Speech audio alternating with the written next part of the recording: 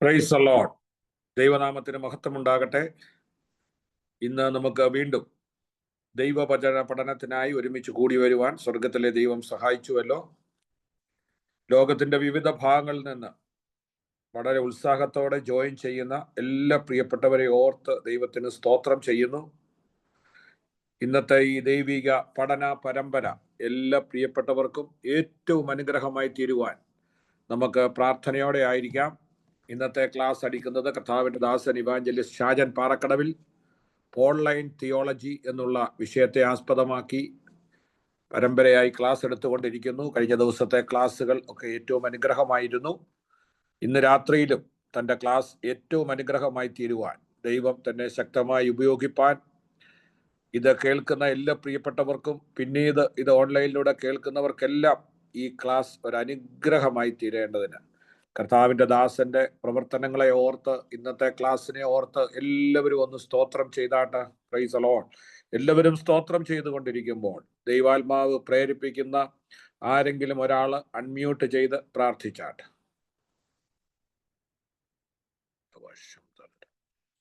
Hallelujah hallelujah. കർത്താവേ നന്ദിയോട് സ്തുതിക്കുന്നു, വാഴ്ത്തുന്ന കർത്താവേ. സ്തോത്ര സ്തോത്ര സ്തോത്ര സ്വർഗ്ഗസ്നേഹങ്ങളുടെ പിതാവേ, വാഴ്ത്തപ്പെട്ട ദൈവമേ. കർത്താവേ പ്രവാസം എത്താനായിട്ട് നന്ദിയോട് സ്തുതിക്കുന്ന കർത്താവേ. ഓർത്ത് വിശുദ്ധ പാദപ്പെടുത്ത കർത്താവേ. ഹല്ലേലൂയ. കർത്താവ് ദൈവവചനം കേൾക്കുവാൻ പഠിക്കുവാൻ തക്കവണ്ണം കർത്താവേ സ്തോത്ര അടിയങ്ങൾക്ക് തന്ന ഈ കൃപകൾക്കായിട്ട് നന്ദിയോട് സ്തുതിക്കുന്ന കർത്താവേ. സ്തോത്ര ഹല്ലേലൂയ. കർത്താവ് ഞങ്ങൾ കേൾക്കുന്ന വചനങ്ങളൊക്കെയും കർത്താവ് ഞങ്ങളുടെ ഹൃദയത്തിൽ സമീകരിക്കാൻ തക്കവണ്ണം കർത്താവ് സഹായിക്കണമേ എന്ന് പ്രാർത്ഥിക്കുന്നു. അപ്പോൾ അത് കർത്താവ് ഞങ്ങളുടെ ആത്മീയ ജീവിതത്തിന് കർത്താവ് അനുഗ്രഹമായി തീരുവാൻ തക്കവണ്ണം കർത്താവ് സഹായിക്കണമേ എന്ന് പ്രാർത്ഥിക്കുന്നു. വചനം സംസാരിക്കുന്ന കർത്താവ് സഭാസന പ്രാർത്ഥിക്കുന്ന സ്വർഗ കരങ്ങളെടുത്ത് ഉപയോഗിക്കണമേ എന്ന് പ്രാർത്ഥിക്കുന്ന കർത്താവ്. സ്തോത്ര ഹല്ലേലൂയ. വചനത്തിന്റെ മർമ്മങ്ങളെ സംസാരിക്കാൻ തക്കവണ്ണം നാവിന്റെ കെട്ടുകൾ അയച്ച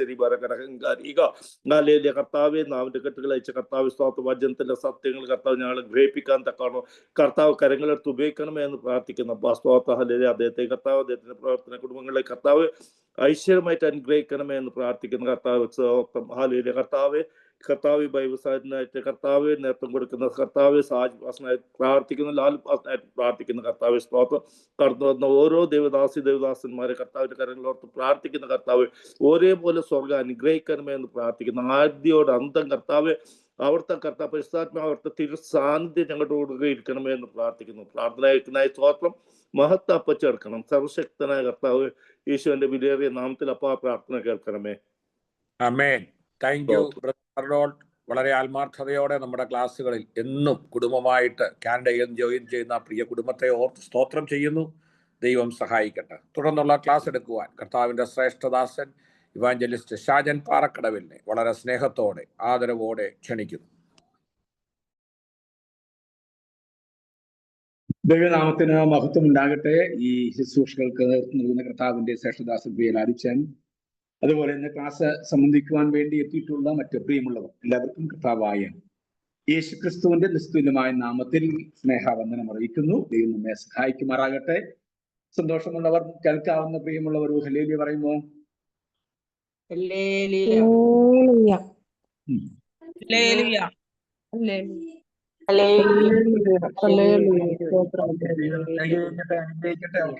താങ്ക് യു വെരി മച്ച്.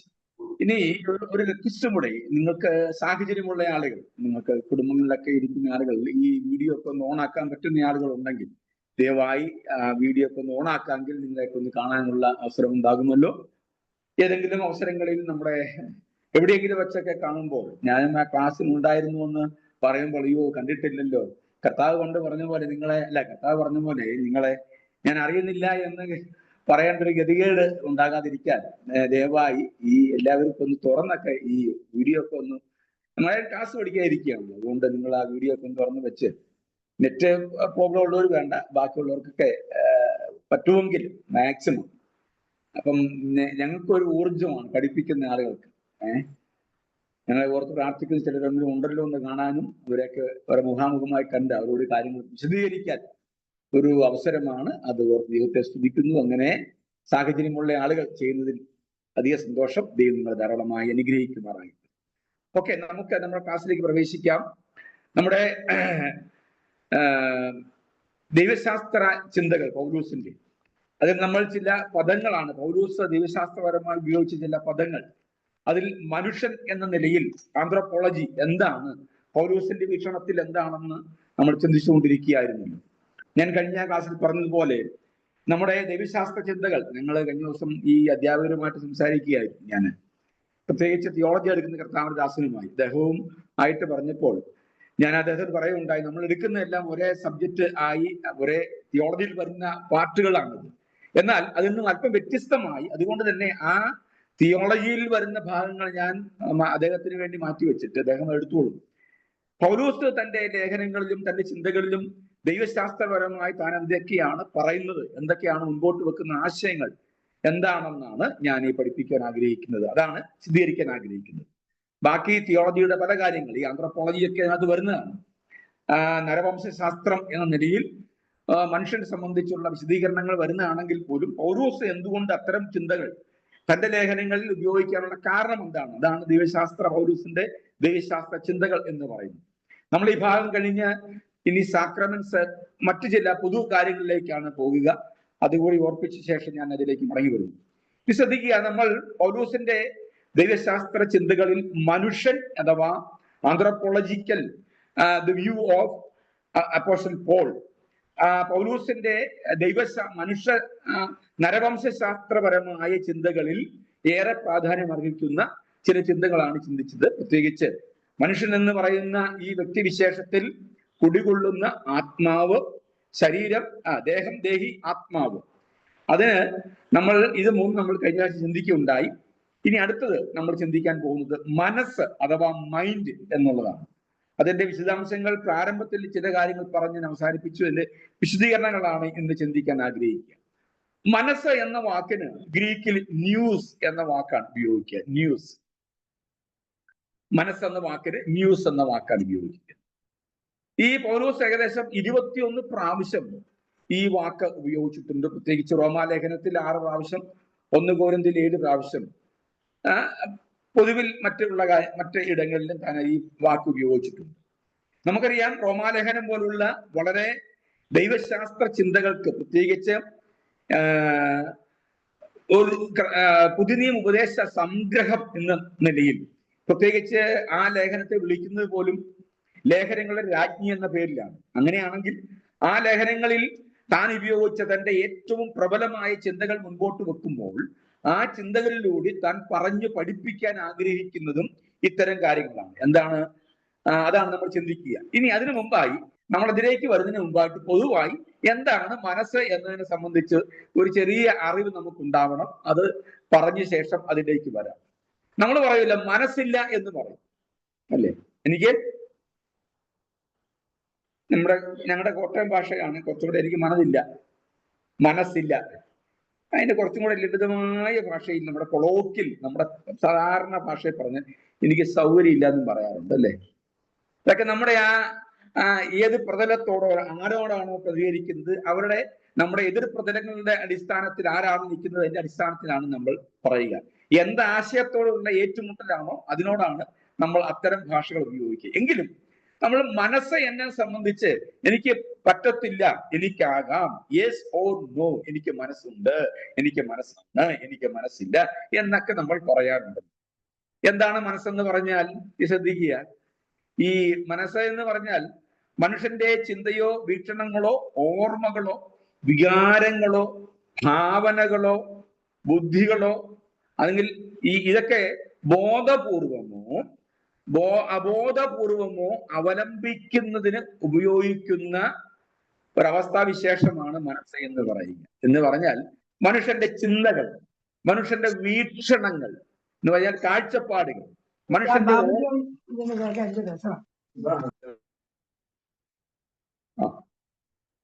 മനുഷ്യന്റെ ഓർമ്മകൾ, വിചാരങ്ങൾ, ഭാവനകൾ, കാണാൻ കഴിയുന്ന ഭാവനകൾ, പിന്നെ ബുദ്ധിപരമായി ചിന്തിച്ച് നിഗമനം നടത്തുന്ന കാര്യങ്ങൾ, ഇവയൊക്കെ ബോധപൂർവമോ അബോധപൂർവമോ അവലംബമാക്കുന്നതിന് ഉപയോഗിക്കുന്നതാണ് മനസ്സ് എന്ന് പറയുക. മനസ്സിലായല്ലോ? ഞാൻ വിശദീകരിച്ച് പറയാം. എന്നാൽ മറ്റൊരു ലളിതമായ ഒരു നിർവചനം കൂടി പറഞ്ഞ ശേഷം ഞാൻ അതിലേക്ക് വരാം. ഈ മനസ്സിന്റെ പ്രധാന ഈ ഈ വൈകാരികമായ ഭാവങ്ങൾ മനസ്സിന്റെ ഒരു പ്രതിഫലനമാണ്. എന്ന് പറഞ്ഞാൽ ഈ ചിന്തകൾ, വികാരങ്ങൾ, ഭയം, ദേഷ്യം, ഉത്കണ്ഠ തുടങ്ങിയതെല്ലാം മനസ്സിന്റെ പ്രവർത്തനങ്ങളാണ്. ചിന്തകൾ, വികാരങ്ങൾ, ഭയം, ദേഷ്യം, ഉത്കണ്ഠ ഇവയെല്ലാം മനസ്സിന്റെ പ്രതിപ്രവർത്തനങ്ങളാണ്. അതുകൊണ്ട് തന്നെ നമ്മുടെ മനസ്സിനെ ബാധിക്കുന്ന പല കാര്യങ്ങളും നമ്മുടെ ശരീരത്തെയും ബാധിക്കാറുണ്ട്. ആരോഗ്യമുള്ള ഒരു മനസ്സാണെങ്കിൽ ആരോഗ്യമുള്ള ഒരു ശരീരം നമുക്കുണ്ടാകും. നമ്മുടെ മനസ്സൊന്ന് ഡൗൺ ആയാൽ, നമുക്കൊരു ഭയമുണ്ടായാൽ, നമുക്കൊരു ഭീതി നമ്മളിൽ നിഴലിട്ട് കഴിഞ്ഞാൽ, നമുക്കൊരു ഉത്കണ്ഠ ഉണ്ടായാൽ, ആൻസൈറ്റി ഉണ്ടായാൽ, അല്ലെങ്കിൽ വൈകാരികമായി നമ്മളൊന്ന് പ്രക്ഷുബ്ധമായാൽ, നമ്മളൊക്കെ ഒന്ന് വൈകാരികമായി ത്രസിച്ചു കഴിഞ്ഞാൽ, നമ്മളൊന്ന് വികസിച്ചു കഴിഞ്ഞാൽ, നമ്മുടെ പ്രതികരണങ്ങളിൽ ശക്തമായ പ്രതിരോധം നിൽക്കാൻ വേണ്ടി നമ്മൾ ഉപയോഗിക്കുന്ന പല വാക്കുകളും പിന്നീട് നമുക്കൊരു ഭയമായിട്ടോ ഉത്കണ്ഠയായിട്ടോ ആദിയായിട്ടോ അല്ലെങ്കിൽ ഒരു കുറ്റബോധമായിട്ടോ ഒക്കെ തീരുമ്പോൾ നമ്മളിൽ ഉണ്ടാകുന്ന ഇതൊക്കെ ഉണ്ടാകുന്നത് മനസ്സിന്റെ പ്രവർത്തനങ്ങൾ കൊണ്ടാണ്. ഇത് ശ്രദ്ധിക്കുക. അതുകൊണ്ട് തന്നെ മനസ്സിനുണ്ടാകുന്ന ബലക്ഷയം എന്ന് പറയുന്നത് ശരീരത്തെയും ബലക്ഷയത്തിലേക്ക് നയിക്കുകയും, മനസ്സിനുണ്ടാകുന്ന ഒരു ധൈര്യം, മനസ്സ് ഏത് വലിയ പ്രതിസന്ധികളെയും നമുക്ക് നേരിടാൻ കഴിയും എന്നതാണ് ഏറ്റവും പ്രധാനപ്പെട്ട കാര്യം. ഇത് ശ്രദ്ധിച്ചേ, നമ്മൾ വാക്യം വായിക്കുന്നുണ്ട്, ഒന്നിനെ കുറിച്ചും വിചാരപ്പെടരുത്. ഒരു പുസ്തക വിഷയമാ, എങ്കിലും ഞാനൊന്ന് പറയാം. ഒന്നിനെ കുറിച്ചും വിചാരപ്പെടരുത്. നമ്മളെല്ലാം വായിക്കുന്ന ഒരു വാക്ക് എന്താ വിചാരം എന്ന് പറഞ്ഞാൽ, നമ്മളിന്നറിയാൻ പറഞ്ഞാണ് വിചാരം എന്ന വാക്ക് നമ്മൾ സാധാരണ ആൻസൈറ്റി എന്ന് പറയുന്നത് നാളെ എന്ത് സംഭവിക്കാൻ പോകുന്നതിനെ സംബന്ധിച്ച് ഇന്നുകളിൽ കാലേകൂട്ടി തീരുമാനിച്ച് പ്രഖ്യാപിക്കുന്നതിനാണ് വാസ്തവത്തിൽ ആൻസൈറ്റി, ഉത്കണ്ഠ, ആശങ്കകൾ എന്ന് പറയുക. ഇന്നലകളിൽ സംഭവിച്ച പരാജയം നമ്മുടെ മനസ്സിനെ നന്നായി ഗ്രസിച്ചിട്ട് ആ അനുഭവം അഥവാ ആ പരിചയം, ആ ചിന്ത, ആ മനസ്സിലെ കുറ്റബോധം അല്ലെങ്കിൽ നമുക്കുണ്ടാകുന്ന ഒരു ഭീതി നാളുകളിൽ എന്തും സംഭവിക്കും എന്ന് നമ്മൾ കാലേകുട്ടിയൊക്കെ തീരുമാനിക്കുകയാണ്. എന്നാൽ ശ്രദ്ധിക്കണം, യഥാർത്ഥത്തിൽ ഈ വിചാരം, ആൻസൈറ്റി ഇതൊക്കെ ഈ മനസ്സിന്റെ പ്രവർത്തനങ്ങളാണല്ലോ. ഈ വിചാരം അഥവാ മനസ്സ്, ഈ ആൻസൈറ്റി എന്ന് പറയുന്നത് നമ്മൾ ഞാൻ പറഞ്ഞ കൂട്ടത്തിൽ പറഞ്ഞു മാത്രമേ ഉള്ളൂ. സംഭവിക്കാൻ സാധ്യതയില്ലാത്തതിനെ കുറിച്ചുള്ള സന്ദേഹമാണ്. ചില ഫാബ്രിക്കേറ്റഡ് സ്റ്റോറീസ്, കുപ്പിടപ്പിടായിട്ട് നമ്മളെല്ലാം പെട്ടെന്ന് ഉണ്ടാക്കിയെടുക്കുന്ന, നമ്മുടെ മനസ്സിൽ നമ്മൾ രൂപപ്പെടുത്തിയെടുക്കുന്ന ചില ഫാബ്രിക്കേറ്റഡ് ആയിട്ടുള്ള, ചില യാഥാർത്ഥ്യമില്ലാത്ത, യുക്തിയില്ലാത്ത, ബുദ്ധി കൊണ്ട് മാത്രം നമ്മൾ ഉണ്ടാക്കുന്ന ഭാവനാപരമായ ചില നിഗമനങ്ങൾ ആണ് വാസ്തവത്തിൽ ആൻസൈറ്റിയുടെ അടിസ്ഥാനം എന്ന് പറയുക. എന്ന് പറഞ്ഞാൽ ഇന്നലകളിൽ ഉണ്ടായ പല തിക്താനുഭവങ്ങളും നാളുകളിൽ സംഭവിക്കാം എന്ന് കാലേകൂട്ടി പ്രഖ്യാപിക്കുക. അതാണ് വാസ്തവത്തിൽ ആൻസൈറ്റി എന്ന് പറയുന്നത്. നോട്ടിഫിക്കേഷൻ പോലും ഇട്ടിട്ടില്ല എന്ന് പറഞ്ഞാൽ, പരീക്ഷയ്ക്ക് നോട്ടിഫിക്കേഷൻ പോലും യൂണിവേഴ്സിറ്റി പരീക്ഷ ഡേറ്റ് പ്രഖ്യാപിച്ചില്ല, അതിന്റെ നോട്ടിഫിക്കേഷൻ ഇട്ടില്ല. നമ്മുടെ പിള്ളേർ പറയും ഞാൻ തോറ്റുപോകും, പഠിച്ചു പോലും ഇല്ല, പിള്ളേർ പേപ്പർ പോലും കിട്ടിയില്ല എന്ന് പറഞ്ഞാൽ, പരീക്ഷ എഴുതാതെ തന്നെ എനിക്ക് പറ്റില്ല, ഞാൻ വിജയിക്കില്ല എന്ന് കാലേകൂട്ടി പ്രഖ്യാപിക്കുക. യൂണിവേഴ്സിറ്റിയുടെ നോട്ടിഫിക്കേഷൻ വരുന്നതിന് മുമ്പ് തോൽവി സ്വയം സമ്മതിക്കുക. വാസ്തവത്തിൽ ഇതല്ലേ ഈ ആൻസൈറ്റി എന്ന് പറയുക, നമ്മളെയൊക്കെ ഉണ്ടാകുന്ന ആശങ്ക എന്ന് പറയുന്നത്, വിചാരം എന്ന് പറയുന്നത് അതാണ്. ഇനി ശ്രദ്ധിക്കുകയാണ്. അപ്പം അങ്ങനെയാണ് മനസ്സിന്റെ ധർമ്മങ്ങളും പ്രവർത്തനങ്ങളുമാണ് വാസ്തവത്തിൽ ഈ പറയപ്പെട്ട കാര്യങ്ങളെല്ലാം. അതിൽ ഒന്നാമത്തത് 3 തരത്തിലുള്ള പ്രവർത്തനങ്ങളാണ് മനസ്സ് ചെയ്യുക. ഒന്ന് ചിന്ത. മനസ്സിന്റെ ഏറ്റവും പ്രധാനപ്പെട്ട ഒരു പ്രവർത്തനങ്ങളിൽ, ധർമ്മങ്ങളിൽ ഒന്നാണ് ചിന്ത എന്ന് പറയുക.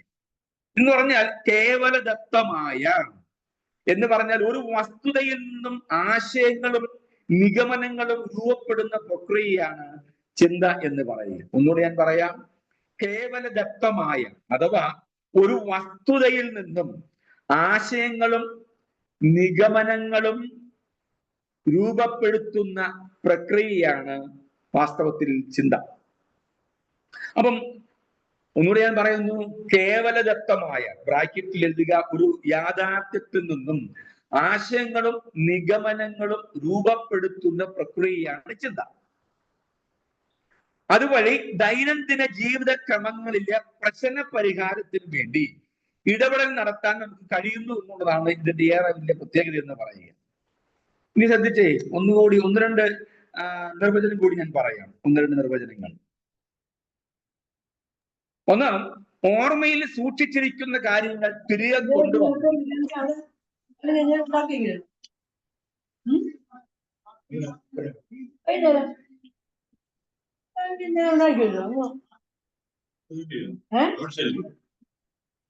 ചേച്ചി കഴിച്ചാ വന്നു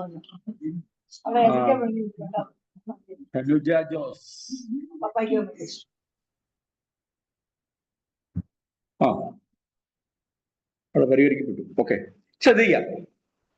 ഈ ഓർമ്മയിൽ സൂക്ഷിച്ചിരിക്കുന്ന കാര്യങ്ങൾ തിരികെ കൊണ്ടുവന്ന് പ്രശ്ന പരിഹാരത്തിനോ പ്രവർത്തിക്കോ ഉപയോഗിക്കാൻ കഴിയുന്ന തീരുമാനങ്ങൾ, നിഗമനങ്ങളുമാണ് വാസ്തവത്തിൽ ചിന്ത എന്ന് പറഞ്ഞാൽ. അതിന് ഒരു ലളിതമായ ഒരു ഒരു ഒരു ഒരു നിർവചനം എഴുതിക്കൊള്ളുക. ചിന്ത എന്ന് പറഞ്ഞാൽ പ്രചോദനത്തിനും പ്രത്യുത്തരത്തിനും ഇടയിൽ നടക്കുന്ന വിവര വിശകലനമാണ്. നിങ്ങൾ എഴുതിക്കോ, പ്രചോദനത്തിനും പ്രത്യുത്തരത്തിനും ഇടയിൽ നടക്കുന്ന, പ്രചോദനത്തിനും പ്രത്യുത്തരത്തിനും എഴുതാൻ ആഗ്രഹിക്കുന്ന ആളുകൾ എഴുതിക്കൊള്ളുക. പ്രചോദനത്തിനും പ്രത്യുത്തരത്തിനും ഇടയിൽ നടക്കുന്ന വിവര വിശകലനമാണ് വാസ്തവത്തിൽ ചിന്ത എന്ന് പറയുക.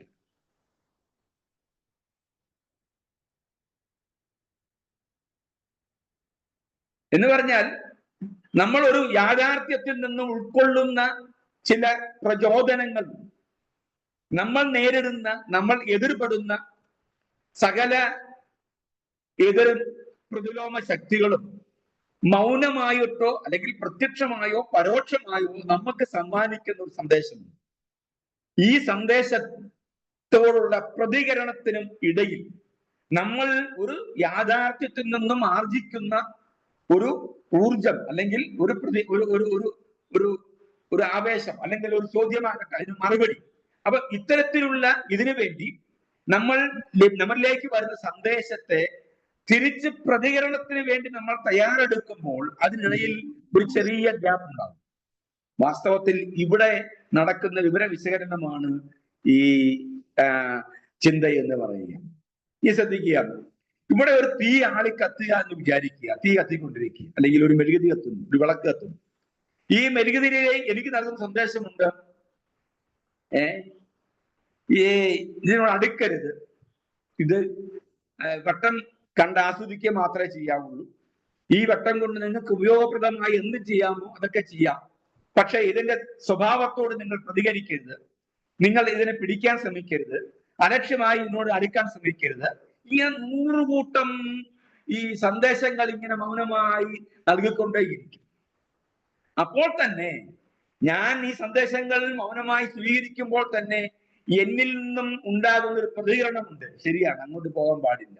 അതുകൊണ്ട് തന്നെ എന്റെ പുസ്തകത്തോട്, എന്റെ വിലപിടിപ്പുള്ള സാധനത്തോട് ഞാൻ വളരെയധികം കീപ്പ് ചെയ്യേണ്ടതായിട്ടുള്ള ഈ തീ മാറ്റിവെക്കേണ്ട ഇടങ്ങൾ, സുരക്ഷിതമായി വെക്കേണ്ട ഇടങ്ങൾ തെരഞ്ഞു പിടിച്ച് അവിടേക്ക് ഇതിനെ സ്ഥാപിക്കുകയോ മാറ്റിവെക്കുകയോ ചെയ്യുന്ന ഒരു സമയമുണ്ട്. ശ്രദ്ധിക്ക്, ഞാൻ പറഞ്ഞ ആശയം മനസ്സിലാവുന്നുണ്ടോ? അപ്പം ഇതിനിടയിൽ ഈ മൗനമായി നമുക്ക് ലഭിക്കുന്ന സന്ദേശങ്ങൾക്ക് നേരെ പ്രതികരിക്കാൻ നമുക്ക് കഴിയുന്ന വിധത്തിൽ ഈ വിവരത്തെ, ലഭിച്ച വിവരത്തെ വിശകലനത്തിന് വിധേയമാക്കുന്നതിന്റെ പേരാണ് വാസ്തവത്തിൽ ചിന്ത. ഒന്നും മനസ്സിലായില്ല? പിടിയോട്ടിയോ?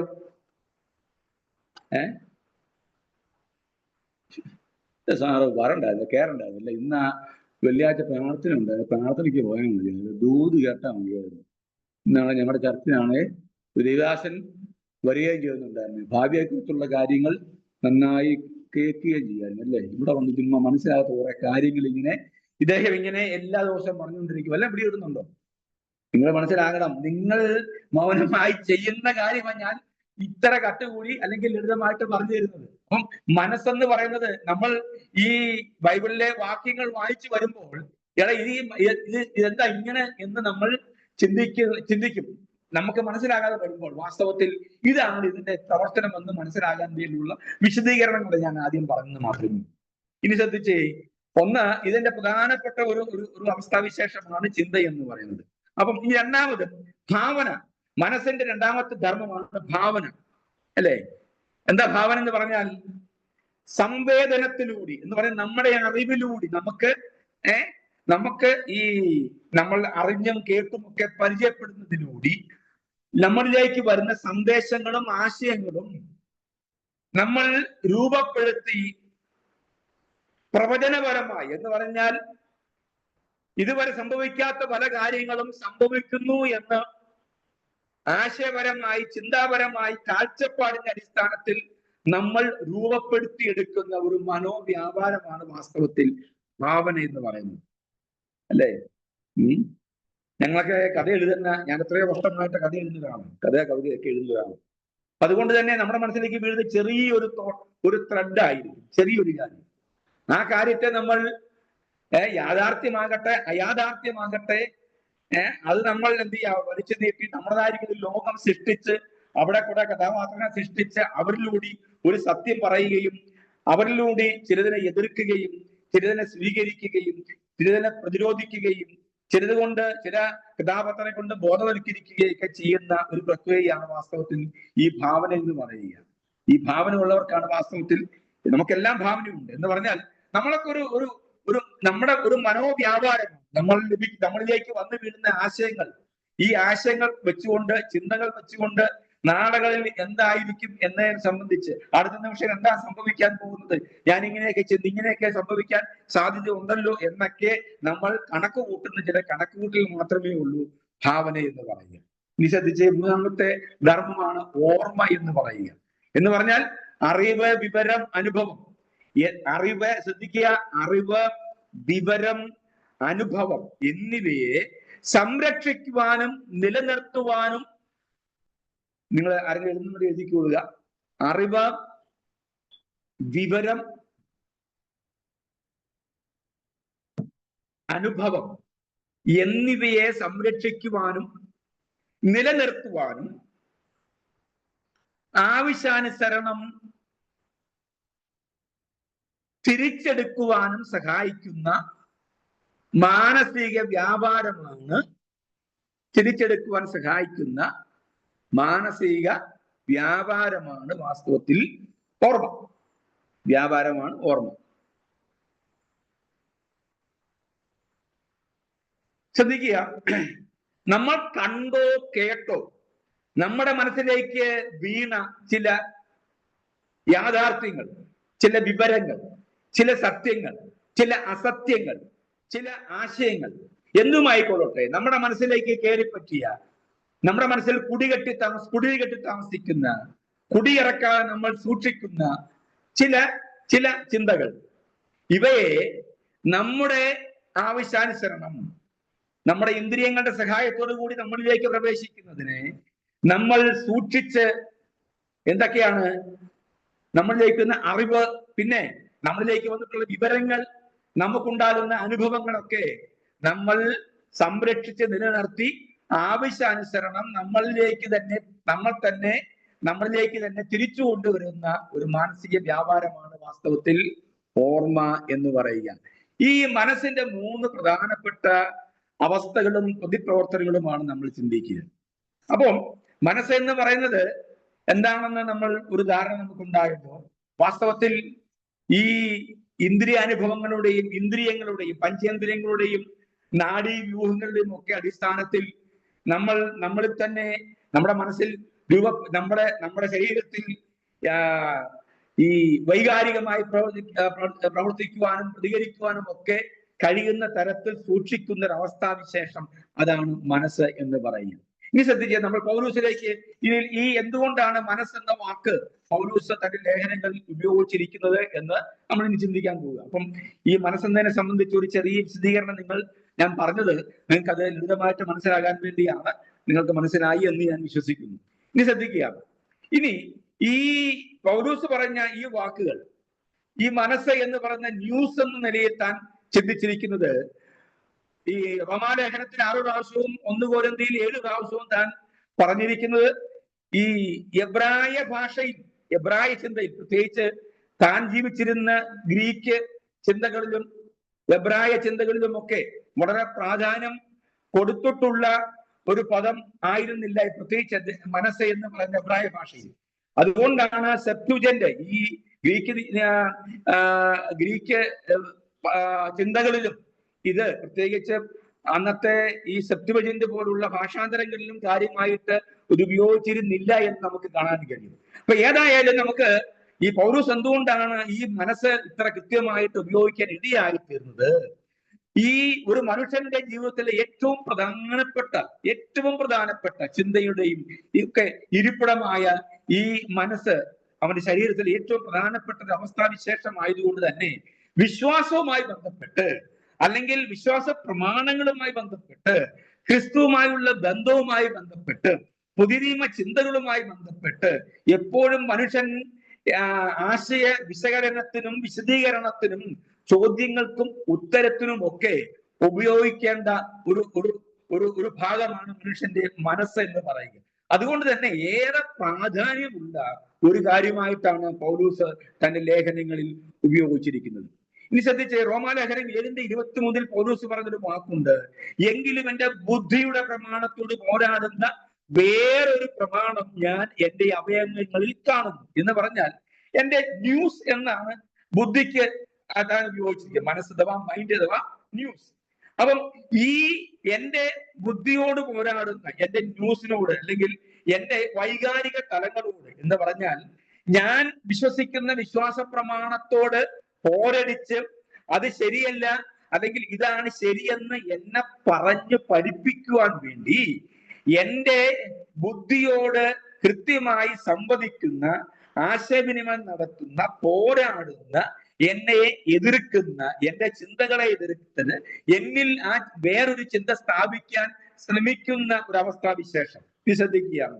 അതുകൊണ്ട് തന്നെ എന്റെ ബുദ്ധിയോട് പോരാടുന്ന വേറൊരു പ്രമാണം എന്ന് പറഞ്ഞാൽ എന്റെ ബുദ്ധിയോട് പോരാടുന്ന വേറൊരു പ്രമാണം ഞാൻ എന്റെ അവയവത്തിൽ കാണുന്നു എന്ന് പൗലോസ് പറയുമ്പോൾ എന്തുകൊണ്ടാണ് അത്ര കൃത്യമായി പൗലോസിനെ വളരെ ഇമ്പോർട്ടന്റ് ആയി കാണുന്നത് ചോദിച്ചാൽ, നമുക്കറിയാം വിശ്വാസം എന്ന് പറയുന്നത് പ്രത്യേകിച്ച് പൗലോസിനെ പോലുള്ള ആളുകൾ, പുതിയ നിയമത്തെ വിശ്വസിക്കുന്ന ആളുകൾ, അല്ലെങ്കിൽ പുതിയ നിയമ ചിന്താധാരകൾ സഭയ്ക്കും ഈ ക്രിസ്തു കേന്ദ്രീകൃതമായ ഒരു ജീവിതം നയിക്കാൻ ശ്രമിക്കുന്ന ഏതൊരു വിശ്വാസിക്കും കരണീയമായി സ്വീകരിക്കാൻ കഴിയുന്ന നിലയിലുള്ള പ്രമാണത്തെ ഉണ്ടാക്കിയ പൗലോസ് തീർച്ചയായിട്ടും തത്വമായതുകൊണ്ടും, ഒന്നുകൂടി ഞാൻ പറയാം, പുതിയ നിയമത്തിൽ ഉപയോഗിച്ചിരിക്കുന്നത് എന്ന് പറഞ്ഞാൽ ക്രിസ്തു കേന്ദ്രീകൃതമായ ഒരു ജീവിതം നയിക്കാൻ ശ്രമിക്കുന്ന, ലളിതമായിട്ട് പറഞ്ഞാൽ ക്രിസ്തുവിനെ ഹൃദയം കൊണ്ട് വിശ്വസിച്ച് വായു കൊണ്ട് ഏറ്റുപറഞ്ഞ് ഒരു ക്രിസ്തു വിശ്വാസിയായി ജീവിക്കാൻ ആഗ്രഹിക്കുന്ന ഒരാളിൽ കൃത്യമായി നടക്കേണ്ട പ്രവർത്തനം എന്തെന്ന് ചോദിച്ചാൽ അവന്റെ ബുദ്ധിയോടും അവന്റെ യുക്തിയോടും അവന്റെ മനസ്സോടും മനോനിലവാരങ്ങളോടും മനസ്സിന്റെ എല്ലാ അവസ്ഥകളോടും കൃത്യമായി പോരടിക്കാൻ കഴിയുന്ന തരത്തിലുള്ള ഒരു തത്വത്തെയാണ് അവനെ ഹൃദയത്തിൽ സ്വീകരിക്കുന്നത്. ലളിതമായിട്ട് പറയാം, നിലവിൽ ഏതെങ്കിലും ഒരു തത്വത്തെ വിശ്വസിക്കുന്നവരാകാം, നിലവിൽ ഏതെങ്കിലും ഒരു പ്രമാണത്തെ വിശ്വസിക്കുന്നവരാകാം, നിലവിൽ ഏതെങ്കിലുമൊക്കെ ആരാധനയോ ആരാധന മൂർത്തിക്കോ മുമ്പിൽ തല വണക്കുന്നവരാകാം. അതുകൊണ്ട് തന്നെ ഏതൊരു വ്യക്തിയുടെയും ജീവിതം അവൻ ആരാധിക്കുന്ന ആരാധന മൂർത്തിയുടെയും വിശ്വാസത്തിന്റെയും അടിസ്ഥാനത്തിൽ മുൻപോട്ട് പോകുമ്പോൾ അതിനെ ഖണ്ഡിക്കുക, പ്രമാണത്തെ ഖണ്ഡിച്ചുകൊണ്ട് നിലവിലുള്ള നമ്മളിൽ അല്ലെങ്കിൽ ഒരു വ്യക്തിയിൽ കുടികൊള്ളുന്ന വിശ്വാസ പ്രമാണത്തിന് നേരെ ശക്തമായി അതല്ല ശരി, ഇതാണ് ശരി എന്ന് പറഞ്ഞ് സ്ഥാപിക്കാൻ, അഥവാ ഒരു പുതിയ തത്വം നമ്മുടെ മനസ്സിൽ സ്ഥാപിക്കാൻ വേണ്ടിയുള്ള ഒരു ശ്രമം നടത്തുമ്പോൾ വൈകാരികമായി ഉണ്ടാകുന്ന ഏറ്റുമുട്ടൽ. നമ്മള് ഇങ്ങനെയൊക്കെ പറഞ്ഞാൽ നമ്മളൊരു പക്ഷേ എത്രത്തോളം മനസ്സിലാവുന്ന എനിക്കറിയില്ല, എങ്കിലും ഞാൻ ഒന്നും പറയാം. നമുക്കൊന്നും രക്ഷിക്കപ്പെടുക എന്ന് പറഞ്ഞാൽ അത്ര ആയാസമുള്ള പരിപാടി അല്ലാത്തത് കൊണ്ടാണ് നമുക്ക് ഇതൊന്നും അത്ര വലിയ കാര്യമില്ലാത്തത്, അല്ലേ?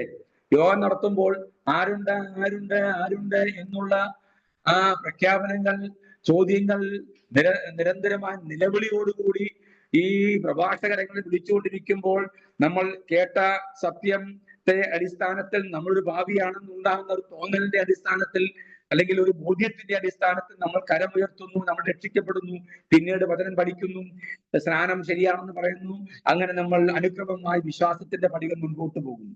ഇനി ശ്രദ്ധിച്ചേ, എന്നാൽ വാസ്തവത്തിൽ ദൈവമില്ല എന്ന് പറയുന്ന ഒരാൾ, ഇനി അതും പോട്ടെ, ദൈവമുണ്ടെന്ന് വിശ്വസിച്ചോളൂ, എന്നാൽ പ്രമാണപ്രകാരം ഇപ്പം വളരെ കാർക്കശ്യമായി പാരമ്പര്യങ്ങളോ പള്ളിഭക്തിയെയോ പ്രമാണങ്ങളെയോ പിതാക്കന്മാരുടെ മുമ്പോട്ട് വച്ചിട്ടുള്ള ആശയങ്ങളെയോ കർമ്മങ്ങളെയോ ആചാരങ്ങളെയോ ചൊല്ലുകളെയോ ചൊരുത്തുകളൊക്കെ നടത്തി ഇതാണ് ശരിയെന്ന് പറഞ്ഞ് മുൻപോട്ട് പോകുന്ന ഒരാളിൽ വിശ്വാസം കൃത്യമായി മുളയ്ക്കണമെങ്കിൽ, അവരിൽ അങ്കുരിക്കണമെങ്കിൽ ഒരു വലിയ ഭൂകമ്പം തന്നെ, വലിയ പോരാട്ടം തന്നെ നടക്കണം. എന്ന് പറഞ്ഞാൽ ആശയപരമായി, എങ്ങനെ? ചിന്താപരമായി, തത്വപരമായി, പിന്നെ വിശ്വാസപരമായി അവന്റെ മനസ്സിൽ ഒരു വലിയ എന്താ ചോദ്യവും ഏറ്റുമുട്ടലും നടക്കണം. അങ്ങനെ നടന്ന് അവസാനമാണ് ശരിയെ കണ്ടെത്താൻ ശ്രമിക്കുക. ഞാൻ പറഞ്ഞ ആശയം മനസ്സിലായോ? അങ്ങനെയാണെങ്കിൽ ഈ സംഘടന മുഴുവൻ നടക്കുന്നതും എവിടെയാ? മനസ്സിലാണ്. മനസ്സിലായോ? അല്ലെങ്കിൽ നമ്മുടെ ഹൃദയത്തിലാണ്, നമ്മുടെ ചിന്തകളിലാണ്, നമ്മുടെ വൈകാരികമായ തലങ്ങളിലാണ്. ആശയങ്ങൾ എപ്പോഴും മാറ്റിവെക്കുന്ന ഇടങ്ങളിലാണ്. ഞാനെന്ന വ്യക്തിയിൽ ബാഹ്യമായ ശരീരത്തിന് അപ്പുറമായി ഞാനെന്ന വ്യക്തിയെ നിയന്ത്രിക്കുന്ന ചില ഘടകങ്ങളുണ്ട്. ആ ഘടകങ്ങളിലും മേഖലയിലുമാണ് ഇത്തരത്തിലുള്ള ആശയ സംവാദനം നടത്തി ആശയ സമരം നടന്ന് അവസാനം വിശ്വാസം അവനിൽ ഉറപ്പിക്കുന്നത്. ഞാൻ പറഞ്ഞ ആശയം മനസ്സിലായോ? അപ്പോൾ ഈ ലേഖനങ്ങളിലൊക്കെ പൗലോസ് മുൻപോട്ട് വെക്കുന്ന തത്വങ്ങളിലെല്ലാം കൃത്യമായി നടക്കേണ്ട പ്രതിപ്രവർത്തനങ്ങളിൽ ശരീരത്തിനപ്പുറമായി ശരീരത്തിനുള്ളിൽ കുടികൊള്ളുന്ന ശരീരം എന്ന് പറയുന്ന ആ വ്യക്തിവിശേഷത്തിൽ കുടികൊള്ളുന്ന ഏറ്റവും പ്രധാനപ്പെട്ട ഭാഗമായ മനസ്സിലാണ് ഇതൊക്കെ നടക്കേണ്ടത്, അല്ലെങ്കിൽ ഹൃദയത്തിലാണ് നടക്കേണ്ടത് കൊണ്ട് പൗലോസ് ഈ ചിന്തകൾക്ക് വളരെ പ്രാധാന്യമാണ് നൽകുന്നത്. ഇനി ശ്രദ്ധിക്കണം, 1 Corinthians 2:16 വായിക്കുമ്പോൾ ക്രിസ്തുവിന്റെ മനസ്സുമായി നമ്മുടെ മനസ്സ് ഏകീകരിക്കണമെന്ന് പൗലോസ് അവിടെ പ്രബോധിപ്പിക്കുന്നു. ഇനി ശ്രദ്ധിച്ചേ, ക്രിസ്തുവിന്റെ മനസ്സുള്ളവരായി തീരുക. അതൊക്കെ എത്ര ഉന്നതമായ ചിന്തകളാണ്. ക്രിസ്തുവിന്റെ മനസ്സുള്ളവരായി തീരുക.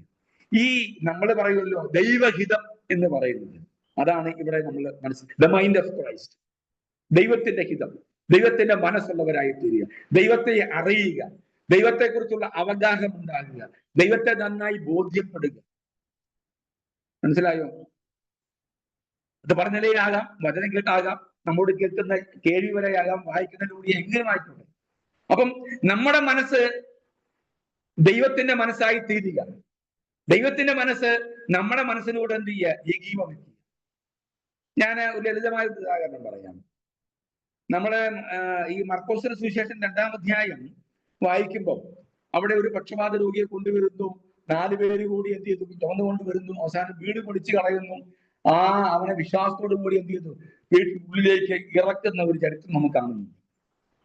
എന്നെ പലപ്പോഴും ചിന്തിപ്പിച്ചിട്ടുള്ള കാര്യം, എന്ത് കാരണം കൊണ്ടാകാം ഈ വ്യക്തി വീട് പൊളിക്കാൻ തയ്യാറായത്? അവനുമായിട്ട് യാതൊരു ബന്ധമില്ലാത്ത ഒരു വ്യക്തിക്ക് വേണ്ടി ക്രിസ്തു എന്റെ കുടുംബത്തിൽ വന്നു എന്നുള്ള ഒറ്റ കാരണം കൊണ്ട് എന്റെ കുടുംബം തേടി വന്ന ഒരുവന് വേണ്ടി, അവരന് വേണ്ടി അവന്റെ അനുവാദമില്ലാതെ എന്റെ അനുവാദത്തോടുകൂടി തന്നെ എന്റെ പുരയുടെ മുകൾ പൊളിച്ചു മാറ്റിയിട്ട് അതിലേക്ക് ഇറക്കാനുള്ള ഒരു മനസ്സവൻ എന്തുകൊണ്ടുണ്ടായി? അത് പ്രധാനപ്പെട്ട കാര്യം, ക്രിസ്തുവിനെ ചുറ്റിപ്പറ്റി വെറുതെ നിൽക്കുന്ന കുറെ ആൾക്കാരാണ്. എന്ന് പറഞ്ഞാൽ ആവശ്യക്കാരെല്ലാം അകത്തും അത്യാവശ്യക്കാരെല്ലാം പുറത്തുമാണ്. ഇതാണ് അവിടുത്തെ അവസ്ഥ. ഇന്നത്തെ അവസ്ഥ ഇത് തന്നെയാണ്.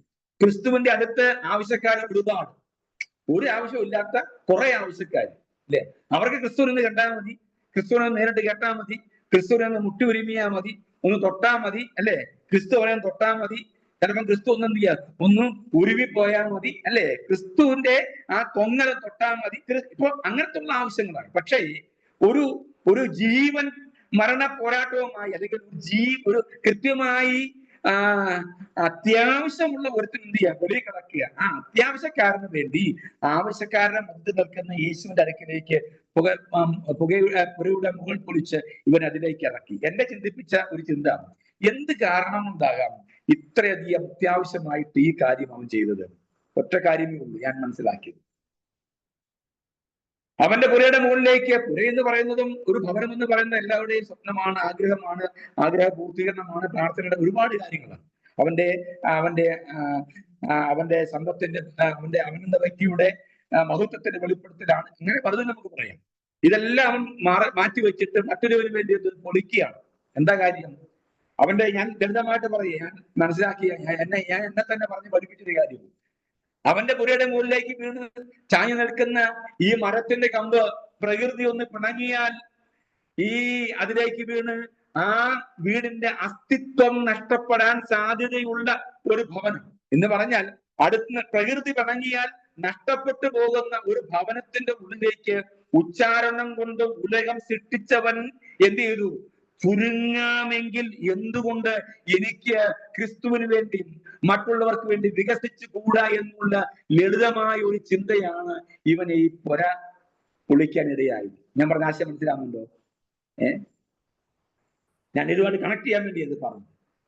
എന്ന് പറഞ്ഞാൽ പ്രകൃതി ഒന്ന് പിണങ്ങിയാൽ എന്താ? അസ്തിത്വം നഷ്ടപ്പെട്ടു പോകാൻ, തകർന്നു പോകാൻ, തരിപ്പണമാകാൻ സാധ്യതയുള്ള ഒരു ഭവനത്തിലേക്ക്, ഒരു ഭവനത്തിലേക്ക് ക്രിസ്തുവിന് ചുരുങ്ങാമെങ്കിൽ, ഒതുങ്ങാമെങ്കിൽ, ക്രിസ്തുവിനൊന്ന് ചുരുങ്ങാമെങ്കിൽ എന്തുകൊണ്ട് ക്രിസ്തുവിന് വേണ്ടി മറ്റുള്ളവർക്ക് വേണ്ടി നമ്മളൊന്ന് വികസിച്ചു കൂടാം? ഈ ഒറ്റ ചിന്തയായിരിക്കാം എന്നെ ചിന്തിപ്പിച്ചൊരു കാര്യം. ഇനി ശ്രദ്ധിച്ചേ, ഇതൊന്ന് കണക്ട് ചെയ്തേ. എന്റെ ശരീരം ഉള്ളിലേക്ക് വലിക്കുന്ന ശ്വാസം പുറത്തേക്ക് വിടാൻ എനിക്ക് കഴിയുന്നില്ല എങ്കിൽ തീരാൻ സാധ്യതയുള്ള എന്റെ ഹൃദയത്തിലേക്ക് ക്രിസ്തുവിന് ചുരുങ്ങാൻ ഉള്ള ശ്രമം നടത്താമെങ്കിൽ, ക്രിസ്തുവിന് ചുരുങ്ങാമെങ്കിൽ എന്തുകൊണ്ട് ഞാനെന്ന വ്യക്തി ഉയർത്തിപ്പിടിച്ചിരിക്കുന്ന ആശയങ്ങളും ചിന്തകളും ചിന്താധാരകളും ഒക്കെ മാറ്റിവെച്ചിട്ട് ക്രിസ്തുവിന് വേണ്ടി ഒന്ന് വികസിച്ചുകൂടാ എന്നുള്ള ഒരു ചിന്ത ഉണ്ടാകണമെങ്കിൽ ഇത് ഈ മനസ്സിൽ നടക്കുന്ന പോരാട്ടത്തിന്റെ ഫലമായിട്ട് മാത്രമേ നടക്കുകയുള്ളൂ. അതുകൊണ്ട് തന്നെ ക്രിസ്തുവിന്റെ മനസ്സുണ്ടാകുക എന്ന് പറഞ്ഞാൽ നമ്മുടെ മനസ്സ് ക്രിസ്തുവിന്റെ മനസ്സായി തീരുക, നമ്മുടെ ഹിതം ക്രിസ്തുവിന്റെ ഹിതമായി തീരുക, ക്രിസ്തുവിന്റെ ഹിതം നമ്മുടെ ഹിതമായി തീരുക എന്നുള്ളത് ഞാൻ ഇന്നാള് പറഞ്ഞതുകൊണ്ട് ഞാൻ വിശദമാക്കുന്നില്ല, എന്നാലും സൂചിപ്പിച്ചു വിടാം. ശ്രദ്ധിച്ചേ, നമുക്ക് ഇഷ്ടമുള്ളതെല്ലാം ദൈവത്തിന് ഇഷ്ടമല്ല, ദൈവത്തിന് ഇഷ്ടമുള്ളതെല്ലാം നമുക്കും ഇഷ്ടമില്ല. ഈ അനിഷ്ടങ്ങളുടെ തിരിച്ചറിവിനാണ് ഞാൻ മനസ്സിലാക്കിയത് ദൈവത്തിന്റെ ഹിതം എന്ന്. മനസ്സിലായോ? ഒന്നുകൂടി ഞാൻ പറയാം, നിങ്ങൾ യോജിക്കണമെന്നില്ല കേട്ടോ. എന്റെ ഒരു ലളിതമായ എന്റെ ബുദ്ധിയിൽ വന്ന ലളിതമായ ഒരു ചിന്ത. നമ്മൾ പറയും ദൈവത്തിന്റെ ഹിതമാണെന്ന് നമുക്ക് നോക്കട്ടെ എന്നാ നമ്മൾ ചിന്തിക്കുന്നത് എന്ന് പറഞ്ഞാൽ നമ്മുടെ ഇഷ്ടം അനുസരിച്ച് കാണാൻ പോകുന്നെങ്കിൽ എന്ത് ചെയ്യാം? ഇത് കുഴപ്പമില്ല, അത് ദൈവഹിതായിരുന്നു കേട്ടോ. എന്റെ അമ്മാമ അത് ദൈവഹിതായിരുന്നു കേട്ടോ, നമ്മളെ പ്രാർത്ഥിച്ചൊരു ഫലമുണ്ടായി എന്ന് പറഞ്ഞാൽ നമ്മൾ ചിന്തിച്ച പോലെയൊക്കെ നമ്മൾ ഈ തറയിലോട്ട് വെള്ളം ഒഴിച്ചിട്ട് കുറച്ച് വെള്ളം വീണ് കഴിയുമ്പം അതെങ്ങോട്ട് പോകാൻ കഴിയുന്നോർത്ത് ഇങ്ങനെ നിൽക്കും, ഇങ്ങനെ അല്ലേ, നിൽക്കുമല്ലേ?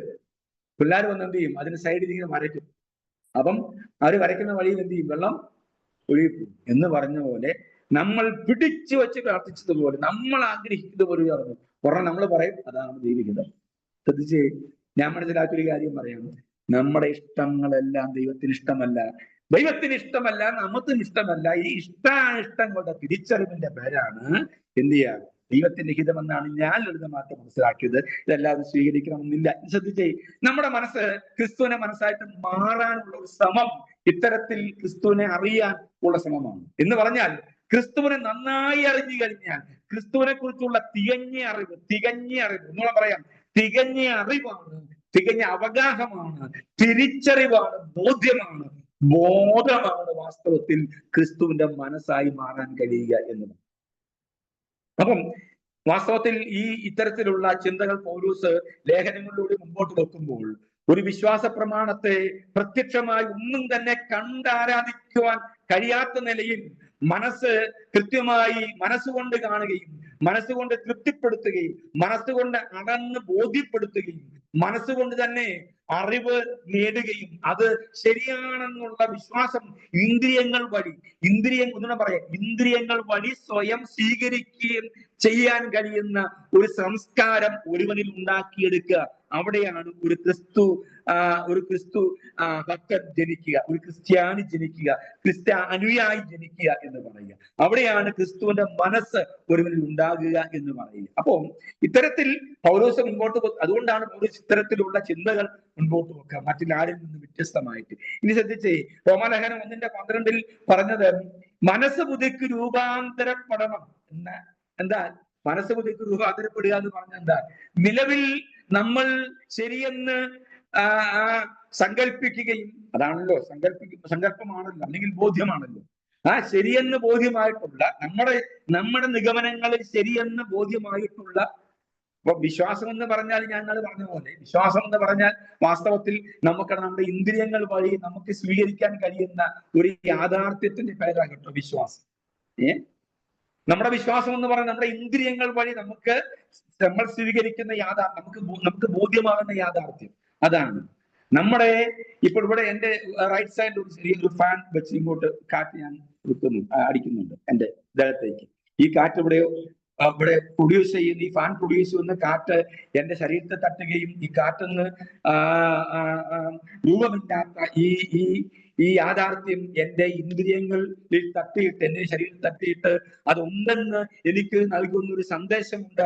ആ സന്ദേശം ശരിയാണെന്ന് എന്റെ മനസ്സ് സമ്മതിക്കുന്നതാണ് വാസ്തവത്തിൽ അവിടെ ഒരു സംഗതി ഉണ്ടെന്നുള്ള വിശ്വാസം. മനസ്സിലാകുന്നുണ്ടോ? ഇതുപോലെ തന്നെയാണ് പുതിയ നിയമത്തിന്റെ ബൈബിളിന്റെ ചിന്ത എന്ന് പറയുന്നത്. പൗലോസ് പറയുന്നത് മനസ്സുബുദ്ധിക്ക് രൂപാന്തരപ്പെടുക എന്ന് പറഞ്ഞാൽ നിലവിൽ നമ്മൾ വെച്ച് ആരാധിക്കുന്ന, നമ്മൾ നിലവിൽ ശരിയെന്ന് പറഞ്ഞ് സൂക്ഷിക്കുന്ന, ഉച്ചൈശ്വര്യം വിളിച്ചു പറയുന്നു, നമ്മുടെ അഭിമാനമായി പറയുന്നതിനെ ഒന്നുകൂടി പുനഃപരിശോധനയ്ക്ക്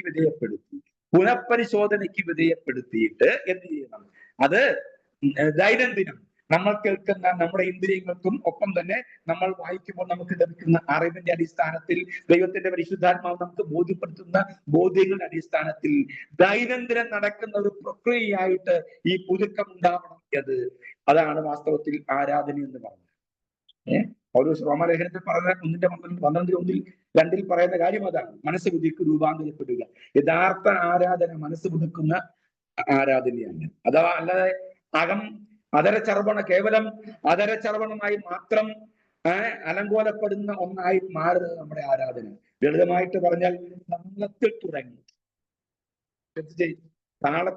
കുറച്ച് കഴിയുമ്പം ഉപതാളത്തിൽ എന്ത് ചെയ്യും? തീരുന്ന ഒരു കാര്യപരിപാടി ആയിരിക്കരുത് എന്ത് ചെയ്യാം. നമ്മൾ അങ്ങനെയാണല്ലോ. ഒരു താളം ഉണ്ടെങ്കിൽ നമുക്ക് ഈ അവതാളത്തിൽ തീർന്നെങ്കിൽ എന്ത് ചെയ്യും? നമുക്കൊരു സുഖം എന്ന് പറഞ്ഞ ഒരു സന്തോഷവും ഞാൻ ആത്മാവിനായി എന്നൊക്കെ ഒരു സംതൃപ്തി നമുക്കുണ്ടാകുന്നത് താളം ഇങ്ങനെ പൊക്കൊണ്ടിരിക്കുക. അല്ലെങ്കിൽ നമുക്ക് എന്ത് ചെയ്യാം? ഇടയ്ക്ക് അവതാളം വേണം. തെറ്റൊന്നും അല്ല കേട്ടോ. ഓരോരുത്തർക്ക് ലഭിച്ച കൃപ ഞാൻ വിമർശിക്കുകയല്ല, ഇത് ബോധ്യപ്പെടുത്തുക. ശ്രദ്ധിച്ചേ. അങ്ങനെയാണെങ്കിൽ താളത്തിൽ തുടങ്ങി അവതാളത്തിൽ അവസാനിക്കുന്ന ഒരു കാര്യപരിപാടിയും അതര ചർവണവും അല്ല മനസ്സിൽ, മറിച്ച് ശരിയേതാണെന്ന് കണ്ടെത്തിയിട്ട് ആ ശരിക്ക് പിന്നാലെ പോകുന്ന ശരിയായിരിക്കുന്ന ഉച്ചാരണമാകണം, അല്ലെങ്കിൽ അകം കൊണ്ട് നൽകുന്ന അർപ്പണമാകണം, അതരം കൊണ്ട് നൽകുന്ന തർപ്പണമാകണം ഈ ആരാധന എന്ന് പറയുന്നത്. മെയ് 1 എന്ന് പറയുന്നത് നമുക്കറിയാം ലോക തൊഴിലാളി ദിനമാണ്, അല്ലെ? ലോക തൊഴിലാളി ദിനമാണ് മെയ് 1. ഞാൻ ഇങ്ങനെ വിശദീകരിച്ച് പോകുന്നതുകൊണ്ട് തീരട്ടെ. ഓക്കെ, ശ്രദ്ധിച്ചേ. ഞാൻ ഈ ഉദാഹരണം പറയുന്നത് മനസ്സിലാവും. ഈ മെയ് 1 ലോക തൊഴിലാളി ദിനമാണ്. നിങ്ങളുടെ കോട്ടയത്ത് ഈ കേരളത്തിലെ ഏറ്റവും വലിയ റാലിയും മീതർ റാലിയും ഒക്കെ നടക്കുന്നത് ഇപ്പോൾ കോട്ടയത്ത് ഞങ്ങളുടെ അടുത്ത് തന്നെ പാമ്പാടി എന്ന് പറഞ്ഞാൽ നമ്മുടെ സഹകരണ ദേവസ്വം വകുപ്പ് മന്ത്രി VN വാസവന്റെ നേതൃത്വത്തിൽ അദ്ദേഹത്തിന്റെ വീടിന്റെ അടുത്തുള്ള അല്ലെങ്കിൽ ഞങ്ങളുടെ അടുത്തുള്ള പാമ്പാടി എന്ന് പറയുന്ന ഒരു പട്ടണത്തിലാണ് ഇത് ഏറ്റവും കൂടുതൽ ഇപ്പം വലിയ ആഘോഷം നടക്കുന്നത്. അപ്പൊ ഒരു ദിവസം ഈ മെയ് 1 അവിടെ ഞാൻ ചന്തയിൽ പോയി സാധനം വാങ്ങിച്ച് അവിടെ പെട്ടുപോയി, തിരിച്ചു വരാൻ പറ്റാത്ത പെട്ടുപോയി. ഈ ഭയങ്കര ബ്ലോക്ക്. നോക്കുമ്പോൾ കർഷക സംഘത്തിന്റെ ഒരു ജാഥ പോവുക മെയ് 1. ശ്രദ്ധിക്കണല്ലേ? അപ്പം കർഷക സംഘത്തിന്റെ ജാഥ ഇങ്ങനെ പൊക്കൊണ്ടിരിക്കുക. അപ്പം പിള്ളേരെ മുമ്പിൽ ഇങ്ങനെ കയ്യൂരിൽ കരിവല്ലൂരിൽ ഇഞ്ചിഞ്ചായി മരിച്ചവരെ, ഞങ്ങൾക്കായി മരിച്ചവരെ, രക്തസാക്ഷികൾ, അമരന്മാർ, വീരന്മാർ എന്നൊക്കെ പറഞ്ഞ് ഇങ്ങനെ വിളിച്ചോണ്ട് പറഞ്ഞു പോവാം. അപ്പം ഏറ്റവും പുറകിൽ പെൻഷൻ വാങ്ങിക്കുന്ന ഈ അമ്മച്ചിമാർ ഉൾപ്പെടെ ഒരു കോണമുണ്ടോ ഈ ജാഥയ്ക്ക്. അപ്പൊ ഒരു അമ്മച്ചി ഇങ്ങനെ ഏറ്റവും പുറകിൽ പോയി ഈ മുദ്രാവാക്യം പിള്ളേർ വിളിച്ച് തീർന്നുണ്ട് ഈ അമ്മച്ചി പറയും. പിള്ളേർ പറഞ്ഞ എന്നെ ചിന്താഭാഗം. പിന്നെ ഈ പിള്ളേരും രക്തസാക്ഷികൾ, അമരന്മാർ, വീരന്മാർ, മെയ്ദിനം സിന്ദാബാ, ഈങ്കുലാബ് സിന്ദാബ് പറയുമ്പം ഇത് കഴിഞ്ഞു പറഞ്ഞാൽ വീണ്ടും അമ്മച്ചി പറയും ആ പിള്ളേർ പറഞ്ഞു തന്നെ സിന്ദാബാ. എനിക്കൊരു കൗതുകം തോന്നി. അപ്പൊ ഞാൻ അമ്മച്ചിയുടെ കൂടെ നടന്നു. ഈ പിള്ളേർ പറയുന്ന ഒരു കാര്യം പോലും അമ്മച്ചി പറഞ്ഞു. അമ്മച്ചി രക്തസാക്ഷിയും അമരന്മാരും വീരന്മാരും ഒന്നും അമ്മച്ചിക്ക് വിഷയമേ അല്ല. ഇവര് തീരുന്നുണ്ടേ അമ്മച്ചി ഒറ്റ പറച്ചില്ല. ആ പിള്ളേർ പറഞ്ഞു തന്നെ സിന്ദാബാ. പാമ്പാടി ബസ് സ്റ്റാൻഡിൽ അമ്മച്ചി ചെന്നു. അമ്മച്ചി ഇങ്ങനെ സൈഡിൽ സോഡ കുടിച്ചോണ്ടിരിക്കും. ഞാൻ അമ്മച്ചിയോട് ചോദിച്ചു, അമ്മച്ചി ഈ എംഎച്ചി ഇവൻ പറഞ്ഞെല്ലാം മനസ്സിലായിരുന്നു. എന്റെ പൊന്നും മോനെ എനിക്ക് മനസ്സിലായില്ല. പിന്നെ ഈ പെൻഷൻ കിട്ടുന്നതുകൊണ്ട് വരണ്ടേ, അതാ ഈ ജാഥയ്ക്ക് പറഞ്ഞോളൂ, വന്നില്ലെങ്കിൽ നമ്പർ നോക്കിയിട്ട് പേര് നോക്കിയിട്ട് ആളില്ലെങ്കിൽ അവർ പെൻഷൻ കട്ടില്ല, കർഷക പെൻഷൻ. അതുകൊണ്ട് ഞാൻ വന്നതേ. ഇവന്മാര് പറയുന്നൊന്നും എനിക്ക് മനസ്സിലാകുന്നില്ല. ഞാൻ പിന്നെ അങ്ങ് കൂട്ടത്തിൽ അങ്ങ് പറഞ്ഞു പോകുന്നേ ഉള്ളൂ. വാസ്തവത്തിൽ ശ്രദ്ധിച്ചേ, ഇതാണ് ഈ ഗാനപ്രതിഗാനം എന്നൊക്കെ ഈ മോശ ഇസ്രായേൽ മക്കളെല്ലാം കൂടി പാടിയ പാട്ടിന്റെ ഗാനപ്രതിഗാനം എന്ന് പറയുന്ന പരിപാടി ഇതാണ്. എന്ന് പറഞ്ഞാൽ മുമ്പിൽ പോകുന്ന നേതാവ് പറയുന്നത് എന്താണെന്ന് അറിയാൻ മേല ഒരു സത്യം അറിയാത്തവൻ സത്യമാണെന്ന് പറഞ്ഞ് പുലമ്പുന്നത്, ഈ പുലഭ്യങ്ങൾ ഏറ്റുപാടാൻ ഒരു കൂട്ടം ആളുകൾ ഉണ്ടാകുക. അവരുടെ പേരാണ് ആരാധകർ. മനസ്സിലാവുന്നുണ്ടോ? സത്യമറിയാതെ പറയുന്ന ഒന്നും ആരാധനയല്ല. സത്യമറിയാതെ പറയുന്ന ഒന്നും യാഥാർത്ഥ്യം അറിയാതെ പറയുന്ന ഒന്നുമല്ല വിശ്വാസം എന്ന് പറയുന്നത്. കൃത്യമായി എന്ന് പറഞ്ഞാൽ ഇത് എന്തോ സംഭവമുണ്ട്, ഞാനും എന്ത് ചെയ്യാം കൂടെ ചിന്താവാ വിളിക്കുക. എന്താന്ന് ചോദിച്ചാൽ ഞാൻ പറഞ്ഞ ആശയം മനസ്സിലാവുന്നുണ്ടോ? അതുകൊണ്ടാണ് ഒരു ഒരു ഒരു വിശ്വാസത്തിനൊരു മുള, ഒരു വിത്ത്, അല്ലെങ്കിൽ വിശ്വാസം എങ്ങനെയാണ് ഒരാളിൽ രൂഢമൂഢമാകുന്നത്, അവര് ജനിക്കുന്നത്, അവർ വിശ്വാസത്തിൽ എങ്ങനെയാണ് പിറക്കുന്നത് എന്ന് കൃത്യമായി പറയാനുള്ള ശ്രമത്തിന്റെ ഭാഗമാണ് പൗലോസ് തന്റെ ലേഖനങ്ങളിൽ മനസ്സെന്ന് പറയുന്ന അവസ്ഥാവിശേഷത്തെ രൂപപ്പെടുത്തിയിരിക്കുന്നത്. എന്ന് പറഞ്ഞാൽ പൗലോസിന്റെ ഈ ചിന്തകൾ മുഴുവൻ ഇത്രയും കാർക്കശ്യമായി, ഇത്രയും മൂല്യമുള്ളതായി നമുക്ക് സ്വീകരിക്കത്തക്ക നിലയിൽ, നമ്മൾ മനസ്സിലാക്കത്തക്ക നിലയിൽ പറഞ്ഞു നിൽക്കുന്നത് നമ്മുടെ വൈകാരിക തലങ്ങളിൽ, നമ്മുടെ ബുദ്ധിയുടെ തലങ്ങളിൽ, നമ്മുടെ യുക്തിയുടെ തലങ്ങളിൽ, നമ്മുടെ വിവരങ്ങളുടെയും വിശദീകരണങ്ങളുടെയും വിശകലനങ്ങളുടെയും തലങ്ങളിൽ നമ്മൾ അറിയേണ്ട സത്യം എന്താണെന്ന് കൃത്യമായി ചിന്തിച്ച് ചോദിച്ചും പറഞ്ഞും കേട്ടും തർക്കിച്ചും വാദിച്ചും ശരി ഏതാണെന്ന് ബോധ്യമായിട്ട് അതിനെ അനുവർത്തിക്കുകയും അനുകരിക്കുകയും ചെയ്യേണ്ടതിന്റെ ആവശ്യകതയ്ക്ക് വേണ്ടിയാണ് ഒരു മനസ്സെന്ന് പറയുന്ന ഒരു ഭാഗത്തെ കൃത്യമായി പൗലോസ് പറയാൻ ശ്രമിച്ചിരിക്കുന്നു. എന്നുണ്ടായിരുന്നു കൊള്ളാറുണ്ട്. ഒരു സ്വതന്ത്രം പറഞ്ഞ ഇഷ്ടപ്പെട്ടെങ്കിൽ ഈ മനസ്സിലായി. ഞാൻ ഇത്രയും ലളിതമായിട്ട് പറഞ്ഞത്, ഇത്രയും വിശദീകരിച്ച് പറഞ്ഞത്, നമ്മൾ ഈ ലേഖനങ്ങൾ മുഴുവൻ വായിക്കുമ്പോൾ മനസ്സ് ഒതുക്കി രൂപാന്തരപ്പെടുക എന്ന് പറഞ്ഞു കഴിഞ്ഞാൽ എന്ത് ചെയ്യുക? നാളെ മുതൽ ഈ വിശ്വാസം മാറ്റിയിട്ട് എന്ത് ചെയ്യുക? കഴിഞ്ഞ സമയം പാസ്റ്റർ വന്നപ്പോൾ തീരുമാനം എടുത്തായിരുന്നു, ആ തീരുമാനം മാറ്റിയിട്ട് ഈ പാസ്റ്റർ വന്നപ്പോൾ ഈ തീരുമാനം. അതങ്ങനെയല്ല. നമ്മുടെ മനസ്സിൽ ഇതല്ല സംഭവിക്കുന്നത്, നമ്മുടെ ഹൃദയത്തിലാണ്, നാം എന്ന വ്യക്തിയിലാണ് ഇത് സംഭവിക്കേണ്ടത്. പ്രത്യക്ഷമായി നമ്മുടെ ശരീരം കൊണ്ട് ചെയ്യാൻ കഴിയുന്ന പ്രതിപ്രവർത്തനമല്ല ദൈവത്തെ നമ്മൾ അറിഞ്ഞു മഹത്വപ്പെടുത്തുക എന്ന് പറഞ്ഞാൽ നമ്മുടെ ഹോളിനകത്ത് പോയാൽ ഒന്നാമതെ കമ്മിറ്റിക്കാരെ കൊണ്ടും ഈ സെക്രട്ടറിയെ കൊണ്ടും ട്രഷറെ കൊണ്ടും ഭാഷയുടെ ഉത്സവം കാരണം നമുക്ക് അതിനെ തിരിക്കാൻ പറ്റില്ല. എന്നാൽ ഹോളിനകത്ത് തന്നെ ഇരിക്കാനുള്ള സുഖമുണ്ടോ ആലോചിച്ച് ചോദിക്കുക. നമ്മുടെയൊക്കെ പെന്തക്കോസ് എല്ലാവരും ഈ പ്രത്യേകിച്ച് ഞങ്ങളെയൊക്കെ ഈ IPC-യിലൊക്കെ ആണെങ്കിൽ ആൾക്കാർ എന്ത് ചെയ്യും? ഏറെ സ്ഥലമുള്ളവരെല്ലാം കൊടുക്കും, നേരും 5 സെന്റ് സ്ഥലം സഭയ്ക്ക്. എവിടെയാ കൊടുക്കുന്നേ? വണ്ടി വരാത്ത, ലൈറ്റ് ഇല്ലാത്ത, ആർക്കും വേണ്ടാത്ത, വിലയില്ലാത്ത എവിടെയെങ്കിലും എന്ത് ചെയ്യും? ഒരു സ്ഥലത്ത് മൂലയ്ക്ക് കൊടുക്കും. അവിടെ ഒരു എന്ത് ചെയ്യുക? ഈ മറ്റേ ഷീറ്റോ ഏതെങ്കിലും ഒരു വിനോദം നടത്തും. അവിടെ ഞങ്ങള് ഒരു കമ്പയറും കുമ്പരാട്ടിന് വാങ്ങിച്ചോണ്ട് അടിച്ച് പൊട്ടിക്കും, അല്ലെ? ചൂടുകൊണ്ടിരിക്കാൻ മേലെ. ചുരുക്കം പറഞ്ഞാൽ നമ്മുടെയൊക്കെ സഭയിൽ പോയിരുന്നാൽ നമുക്ക് ഉറക്കം വരികയല്ല, നമുക്കൊരു ആകെ ഒരു അസ്വസ്ഥത മനസ്സിനകത്ത്, ശരീരത്തിനകത്ത്, അല്ലേ? ആലോചിച്ച് നോക്കി. ഞാൻ ലളിതമായിട്ട് പറഞ്ഞു, ഇത് കുറ്റമല്ല കേട്ടോ. അപ്പം വാസ്തവത്തിൽ നമുക്ക് എന്തെങ്കിലും കണ്ടൊന്ന് തൃപ്തി അറിയാൻ വല്ല ഉണ്ടോ അവിടെ? ആകെ ഉള്ളത് ഫോട്ടോസ്റ്റാറ്റ് പറഞ്ഞിരിക്കുന്ന പാസ്റ്ററും പിന്നെ ഷുഗർ രോഗിയായ അമ്മാമയും പാസ്റ്ററും മാത്രമാണ്, അല്ലേ?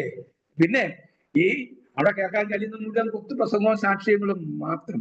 ഇതെല്ലാം കഴിയുമ്പോൾ ഒരു അനൗൺസ്മെന്റ് ഉണ്ട് സെക്രട്ടറിയുടെ ഈ യോഗത്തിന്റെ അനന്തരം. പിന്നെ കമ്മിറ്റിക്കാർ നിൽക്കണം, പുതിയ കാര്യം തീരുമാനിക്കാനുണ്ട്. അടുത്ത ആഴ്ച നമ്മുടെ തെരഞ്ഞെടുപ്പാണല്ലോ. പിന്നെ അതിന്റെ പുറകെ എന്തെല്ലാം കാര്യപരിപാടിയല്ലേ നമ്മുടെ സഭയ്ക്കകത്ത് നടക്കുന്നത്. സത്യത്തിൽ നമുക്ക് ഈ പ്രത്യക്ഷമായി ഏതെങ്കിലും ഒരു കുരിശോ അല്ലെങ്കിൽ ഒരു 2 മെഴുകുതിരിയോ ഇതൊക്കെ ഉണ്ടായിരുന്നെങ്കിൽ, ചുരുക്കം പറഞ്ഞാൽ അതിലോട്ടെങ്കിലും നോക്കിയിരുന്ന് നമുക്ക് എന്ത് ചെയ്യാം? ആശ്വാസം അടയാറുണ്ടല്ലേ? ശരിയല്ലേ ഞാൻ ഈ പറഞ്ഞത്? കേൾക്കാൻ സുഖമുള്ള ചിന്തകളുണ്ടോ? ഇല്ല. ആശയങ്ങളുണ്ട്. നമുക്ക് ആ ദൈവം നിന്നെ അനുഗ്രഹിക്കും. അത് നമുക്കറിയാവുന്ന കാര്യമല്ലേ? ഈ നമ്മുടെ തലയെ കൈവെക്കാൻ വേണ്ടി കട്ടപ്പുറ നാട് പറഞ്ഞു. നമ്മൾ ശരിയല്ല നമുക്കറിയാം. നമ്മുടെ ഏത് ഭാഗമാ ശരിയല്ലെന്നും എന്താ ശരിയാകണമെന്നും എങ്ങനെയാകണമെന്നും കൃത്യമായി എനിക്കറിയാവുന്ന പോലെ ലോകത്തിൽ ഒരു മനുഷ്യർക്കും എന്നെ അറിയില്ല. ഒരു ചിന്തകൻ പറഞ്ഞത്, എന്നെ ഞാൻ അറിയുന്ന പോലെ എന്നെ നിങ്ങൾ അറിഞ്ഞാൽ നിങ്ങളുടെ വീട്ടിൽ എന്നെ കേട്ടുകയായിരുന്നു. ശരിയല്ലേ? എന്നാൽ പറയാം, എന്നെ ഞാൻ അറിയുന്ന പോലെ എന്നെ നിങ്ങൾ അറിഞ്ഞാൽ, എന്നെ ഞാൻ അറിയുന്ന പോലെ എന്നെ നിങ്ങൾ അറിഞ്ഞാൽ നിങ്ങളുടെ വീട്ടിൽ എന്നെ കയറ്റത്തില്ല. നീ ശ്രദ്ധിച്ചേ, നിങ്ങളെ നിങ്ങൾ അറിയുന്ന പോലെ നിങ്ങളെ ഞാൻ അറിഞ്ഞാൽ നിങ്ങളുമായി ഞാൻ ചങ്ങാത്തം കൂടത്തില്ല. ഒരു ചിന്തകൻ പറയും, ശരിയല്ലേ? നിങ്ങളെ നിങ്ങൾ അറിഞ്ഞ പോലെ നിങ്ങളെ ഞാൻ അറിഞ്ഞാൽ നിങ്ങളുമായി ഞാൻ ചങ്ങാത്തം കൂടത്തില്ല. അങ്ങനെയുള്ള പുള്ളികളായ പലരാണ്. ഞാൻ ചോദിക്കും, പ്രത്യക്ഷം ഞാൻ ഇത് ലളിതമായിട്ട് ഉത്തരം പറഞ്ഞ കാര്യം, നമുക്കൊന്നും കണ്ടാരാധിക്കാൻ ഒന്നുമില്ലാത്തത് കൊണ്ട് തന്നെ നമ്മൾക്ക് ചില ബോധ്യങ്ങളുടെ അടിസ്ഥാനത്തിലാണ് നമ്മൾ ആരാധിക്കുന്നത്. സ്വർഗം ഇതുവരെയും കണ്ടിട്ടില്ല, ആ കർത്താവിന് പ്രത്യക്ഷമായി കണ്ണുകൊണ്ട് കണ്ടിട്ടില്ല. എന്നാൽ കർത്താവ് ബൈബിൾ വായിക്കുമ്പോൾ ഈ സ്വർഗമുണ്ടെന്നും കർത്താവുണ്ടെന്നും അവന്റെ സ്വരം നമുക്ക് കേൾക്കാൻ കഴിയുന്നതൊക്കെ യാഥാർത്ഥ്യം നമ്മൾ ഹൃദയം കൊണ്ടല്ല, നമ്മുടെ ഇന്ദ്രിയങ്ങൾ കൊണ്ടും ഹൃദയങ്ങൾ കൊണ്ടും നമ്മുടെ മനസ്സുകൊണ്ടും നമ്മളങ്ങ് ബോധ്യപ്പെടുത്തി അടയാളപ്പെടുത്തി നിശ്ചയപ്പെടുത്തിയിരിക്കുക. അതുകൊണ്ട് തന്നെ ഇത്തരം നിശ്ചയങ്ങളാണ്, ഇത്തരം ഉറപ്പുകളാണ്, ഇത്തരം അറിവുകളാണ്, ഇത്തരം അവഗാഹങ്ങളാണ് നമ്മളെ വിശ്വാസത്തിൽ നയിക്കേണ്ടത്. അതുകൊണ്ടാണ് പൗലോസ് ഇത്ര ശക്തമായിട്ട് ഈ ഏരിയ ഇങ്ങനെ വിശദമായിട്ട് പറഞ്ഞു വന്നത്. ലളിതമായിട്ട് ഞാൻ പറഞ്ഞ ആശയം മനസ്സിലായോ? കണ്ടുകൊണ്ട് ആകെ ഉള്ളത് നമ്മുടെ മുമ്പിൽ കൊണ്ടുവന്ന് നമ്മളെ തൃപ്തിപ്പെടുത്തുന്നത് തിരുവത്താനം മാത്രമാണ്, അല്ലെ?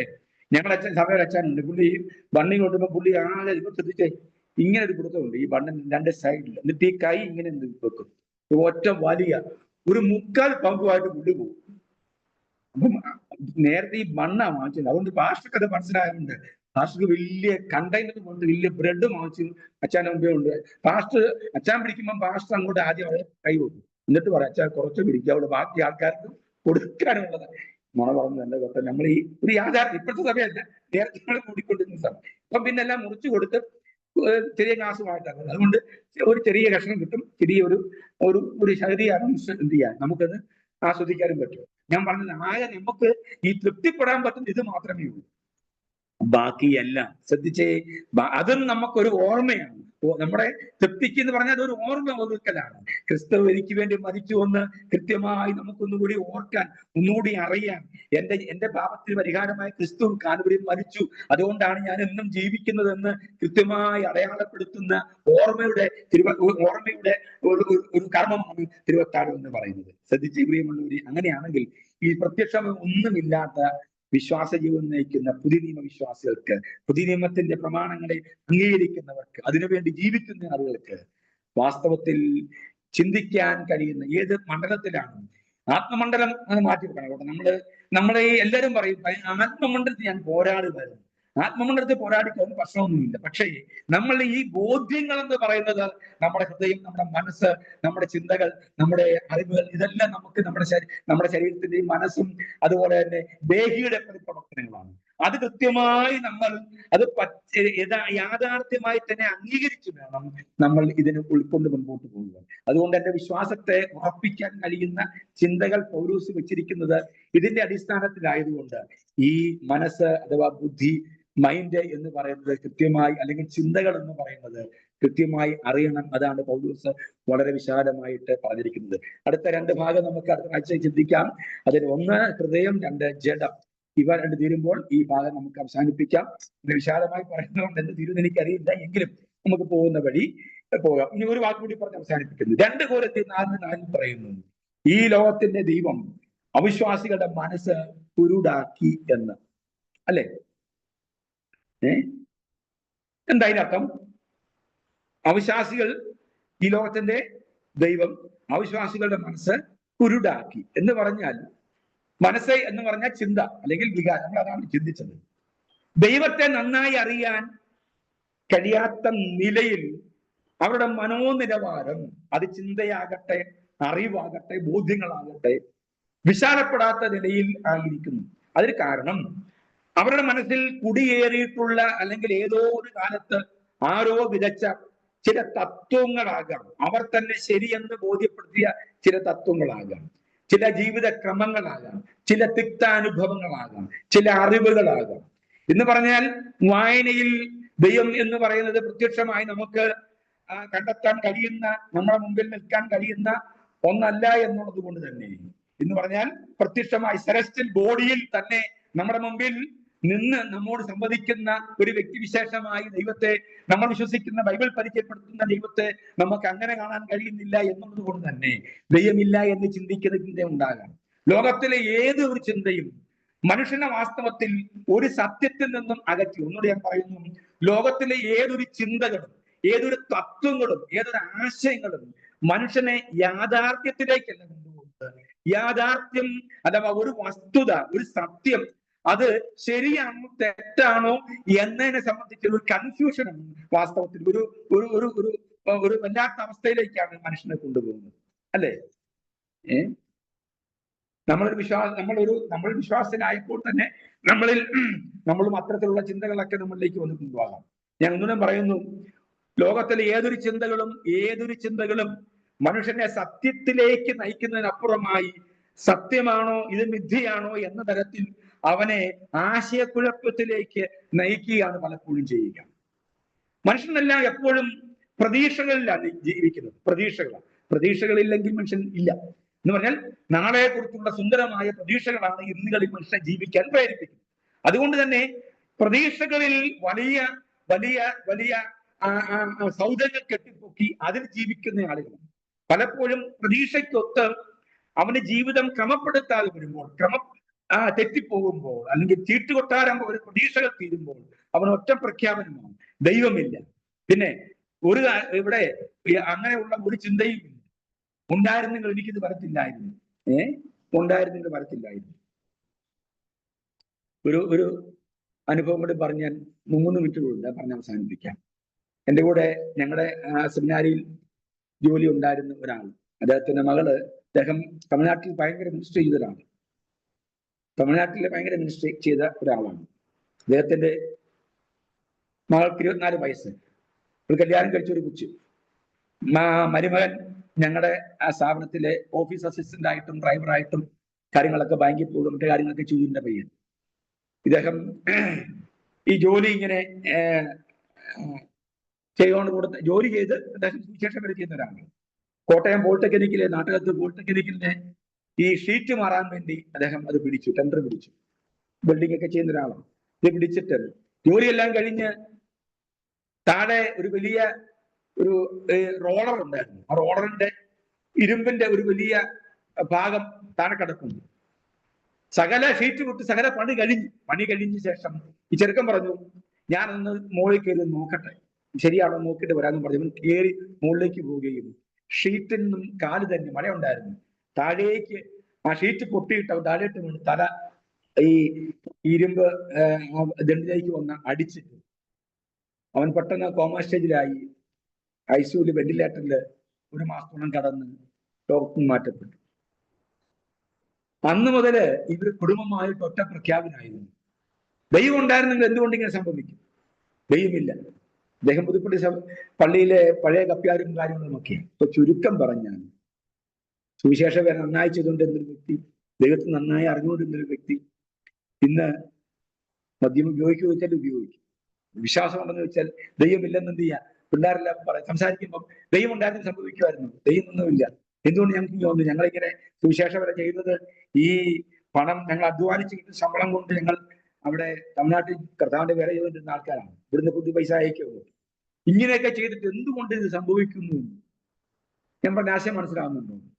അപ്പം യഥാർത്ഥത്തിൽ ഉള്ളിൽ വിതച്ച വിത്ത് കൃത്യമായി ചില ചിത്താനുഭവങ്ങളുടെ അടിസ്ഥാനത്തിൽ ദൈവത്തിന്റെ ഹിതമാണെന്നോ ഇതെനിക്ക് സംഭവിക്കേണ്ടതായിരുന്നു, ഞാൻ എന്ത് സംഭവിച്ചാലും ദൈവം അറിയാതെ സംഭവിക്കുന്നില്ല എന്നൊക്കെ ചിന്തിക്കാനുള്ള ഒരു പ്രായോഗിക പരിജ്ഞാനം എന്ത് ചെയ്യുക? വാസ്തവത്തിൽ നഷ്ടപ്പെട്ടു പോവുക. ഞാൻ പറഞ്ഞ ആശയം മനസ്സിലാകുന്നുണ്ടോ പ്രിയമുള്ളവരെ?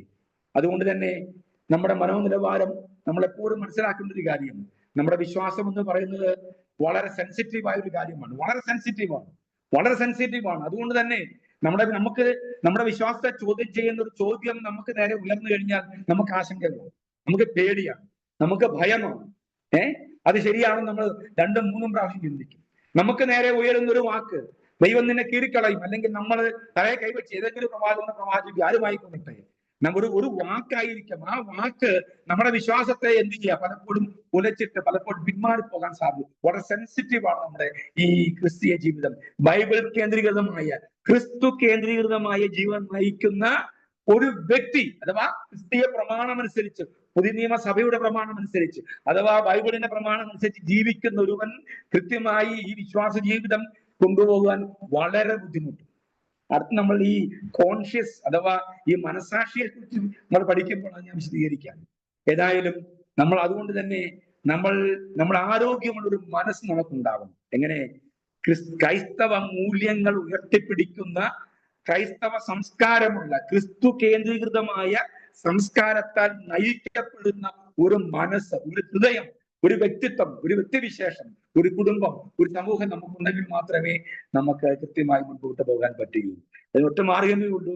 ബൈബിൾ നന്നായി വായിക്കുക, ദൈവത്തിന്റെ ഹിതം അറിയാൻ വേണ്ടി നമ്മളെ തന്നെ ഏൽപ്പിച്ചു കൊടുക്കുക, ദൈവത്തിന്റെ മനസ്സറിയാൻ വേണ്ടി നമ്മൾ ദൈവത്തോട് തന്നെ ആണെന്ന് ചോദിക്കുക എന്നുള്ളത് മാത്രമേ ഉള്ളൂ. എങ്ങനെ? പ്രാർത്ഥനയിലൂടെയാകാം, ബൈബിൾ പാരായണങ്ങളിലൂടെയാകാം. ഏതെങ്കിലും സംശയം ഉണ്ടെങ്കിൽ അറിയാവുന്ന ആളുകൾ, വചനമറിയാവുന്ന ആളുകൾ, ഒന്നുകൂടി ഞാൻ പറയുന്നു, വചനമറിയാവുന്ന ആളുകളോട് മാത്രം നിങ്ങളുടെ സംശയങ്ങൾ പങ്കുവെക്കുക. ഒന്നുകൂടി ഞാൻ പറയുന്നു, ബൈബിൾ അറിയാവുന്ന ആളുകൾ എന്ന് പറഞ്ഞാൽ ക്രിസ്തു കേന്ദ്രീകൃതമായ പുതിയ നിയമ വിശ്വാസ പ്രമാണങ്ങൾ അംഗീകരിക്കുന്ന, ബൈബിൾ മാത്രം അംഗീകരിക്കുന്ന, ഒരു പാരമ്പര്യങ്ങളോ മറ്റൊന്നും തന്നെ ബൈബിളിന് വിരുദ്ധമായ ഒരു പ്രവർത്തനവും നടത്താത്തവരാണ് എന്ന് ബോധ്യമുള്ളവരും മാത്രം സംസർഗത്തിന്റെ കാര്യമല്ല പറയുന്നത്. നമ്മുടെ വിശ്വാസത്തെ മാറ്റിവെക്കാൻ പാടുള്ളൂ, അല്ലെങ്കിൽ നമുക്കുണ്ടാകുന്ന സംശയത്തെ ദൂരീകരിക്കാൻ പാടുള്ളൂ. അല്ല എങ്കിൽ നമ്മുടെ കൈ കഴിഞ്ഞിട്ട് എന്ത് ചെയ്യും? ഞാൻ ഒരു 3-4 ഈ ഗ്രീക്ക് വാക്കെന്ന് പറയുക, എന്റെ ഞാൻ അതാണ് ഇതാന്നൊക്കെ പറഞ്ഞാൽ നിങ്ങൾ എന്ത് ചെയ്യും? വിശ്വസിച്ചുള്ളൂ അല്ലേ? എന്നെനിക്ക് വിശ്വാസമൊന്നുമില്ല. ഇന്നത്തെ കാലത്ത് ചുമ്മാ ഗൂഗിളിൽ അടിച്ചു നോക്കി എന്ത് ചെയ്യും? അത് കിട്ടും. ഞാൻ പറഞ്ഞ ആശയം മനസ്സിലാവുന്നുണ്ടോ? നമ്മുടെ വിശ്വാസത്തെ ഒന്ന് മാറ്റിവെക്കാൻ നമുക്കുണ്ടായ സംശയങ്ങൾ നമ്മുടെ ഹൃദയത്തിൽ ഒരു ആഘാതവും സംഭവിക്കാത്ത നിലയിലായിരിക്കണം എന്നുകൂടി മാത്രം ഓർപ്പിക്കുന്നു. നമുക്ക് അവസാനിപ്പിക്കുന്നതിന് മുമ്പായിട്ട് ഒറ്റ വാക്ക് കൂടി പറഞ്ഞ് അവസാനിപ്പിക്കുന്നു. ആരോഗ്യമുള്ള ഒരു മനസ്സാണ് ആരോഗ്യമുള്ള ഒരു ശരീരം. ഈ ശരീരം ദൈവത്തിന്റെ മന്ദിരമായി തീരണമെങ്കിൽ ആരോഗ്യമുള്ള ഒരു വിശ്വാസം നമുക്കുണ്ടാകണം, ആരോഗ്യമുള്ള വിശ്വാസ പ്രഖ്യാപനം ഉണ്ടാകണം. നമ്മുടെ വിശ്വാസത്തെ സംബന്ധിച്ച് നമുക്കുണ്ടാകണം. അത് മൂല്യമുള്ളതാണെന്ന് നമ്മൾ തന്നെ എന്ത് ചെയ്യണം? നമ്മളെ പറഞ്ഞു പഠിപ്പിക്കുകയും, എന്റെ വിശ്വാസം ശരിയാണെന്ന് ഒരു സംശയമില്ലാതെ എന്നോട് തന്നെ ഞാൻ പറഞ്ഞു പഠിപ്പിച്ചെങ്കിൽ മാത്രമേ എനിക്ക് മുൻപോട്ട് എന്റെ വിശ്വാസം നയിക്കാൻ കഴിയൂ. അതിന് ആരോഗ്യമുള്ളൊരു മനസ്സുണ്ടാകണം. ചിന്തിക്കണം, വായിക്കണം, പഠിക്കണം. സംശയം ഉണ്ടെങ്കിൽ അറിയാവുന്ന ആളുകൾ, ഞാൻ പറഞ്ഞത് ബൈബിൾ മാത്രം അറിയാവുന്ന, അല്ലെങ്കിൽ ബൈബിളിന് വിരുദ്ധമായി പ്രവർത്തനങ്ങൾ നടക്കുന്ന ആളുകളുമായിട്ട് നമ്മൾ ആശയങ്ങളോ വിശ്വാസമോ പങ്കുവയ്ക്കുവാൻ നിങ്ങൾ ശ്രമിക്കരുത്. മറിച്ച് ബൈബിൾ വിശ്വസിക്കുകയും ക്രിസ്തുവിനെ മാത്രം ഉയർത്തുകയും ചെയ്യുന്ന ബൈബിൾ പണ്ഡിതരോ അല്ലെങ്കിൽ ബൈബിൾ അറിയാവുന്ന ആളുകളുമായിട്ട് നിങ്ങളുടെ സംശയങ്ങൾ പങ്കുവയ്ക്കുക. നല്ല ആരോഗ്യമുള്ള മനസ്സ് നിങ്ങൾക്ക് ഉണ്ടാകട്ടെ. ദൈവം നമ്മെ സഹായിക്കട്ടെ. ആമേൻ. Praise the Lord. എല്ലാ പ്രിയപ്പെട്ടവരെയും ദൈവം സഹായിക്കട്ടെ. പ്രത്യേകിച്ച് വളരെ അനുഗ്രഹിക്കപ്പെട്ട രീതിയിൽ ക്ലാസ് എടുക്കുവാൻ കർത്താവിന്റെ ദാസനെ ദൈവം ശക്തീകരിച്ചല്ലോ. പ്രത്യേക നന്ദി അറിയിക്കുന്നു. ജോയിൻ ചെയ്ത എല്ലാവർക്കും നന്ദി. നമുക്ക് പ്രാർത്ഥനയോടെ ആശീർവാദത്തോടെ പിരിയാം. സ്തോത്രം. അവസാനമായി ദൈവാത്മാവ് പ്രേരിപ്പിക്കുന്ന ആരെങ്കിലും ഒരാൾ പ്രാർത്ഥിച്ചാട്ടെ.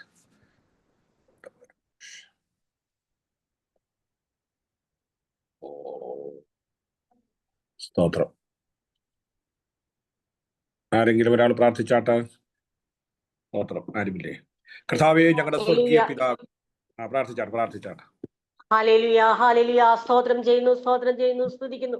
വലിയവനായ ഞങ്ങളുടെ ദൈവമേ, കരുണാസമ്പന്നനായ ദൈവമേ, അങ്ങയെ ഞങ്ങൾ വാഴ്ത്തുന്നു, സ്തുതിക്കുന്നു.